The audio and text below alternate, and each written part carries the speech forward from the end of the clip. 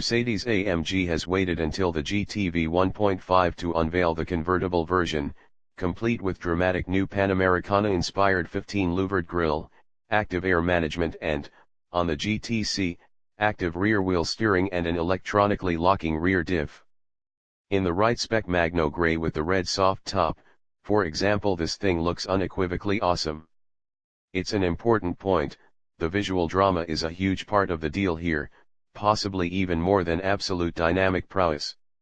The top-flight GTC is 143,245 pounds, and frankly if you're scoping out this sort of territory you've probably got that default other car as your daily user, the Range Rover. Still, let's assume everyday usability and at least some degree of entertainment matters. The Audi R8 V10 Spider, which costs 131,140 pounds, doesn't just go, stop, and handle sublimely, it does it with an atmospheric engine.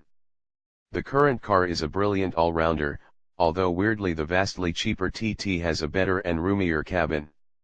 Then there's the Bentley Continental GT convertible, which is close-on power to the AMG GTC but costs more, 165,600 pounds. Or the Ferrari California T, at 155,230 pounds, an even more glamorous player that doesn't share its badge with a hot hatch. You could lob in Jaguar's F-Type as a bit of a left-field choice, but in 113,795 pounds, SVR form it's actually good enough to mix it in this company. Or, for the ultimate grudge match, there's the 156,381 pounds Porsche 911 Turbo S convertible.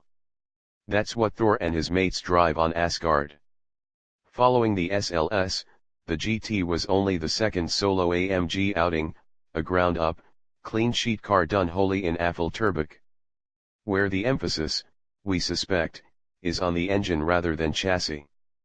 As much as we enjoyed the GT Coupe, it's a right old handful when you start going for it down a typical British B road. If you thought the Roadster might dial things back a bit, think again. 5 minutes up the road a very smoothly surfaced American one and this already feels like a car that takes no prisoners. The throttle has a hair trigger, and those 549 horsepowers are in your face. It's a homegrown German hot rod.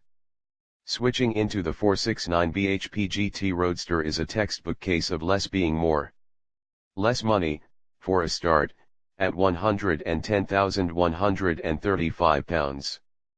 But it also rides more comfortably and fidgets less, and while it doesn't warp off the line quite as flamboyantly as the GTC, you can probably live with the 3/10 it gives away to 62 miles per hour. AMG sold close to 100,000 cars last year, and its fanbase generally isn't backwards about coming forwards.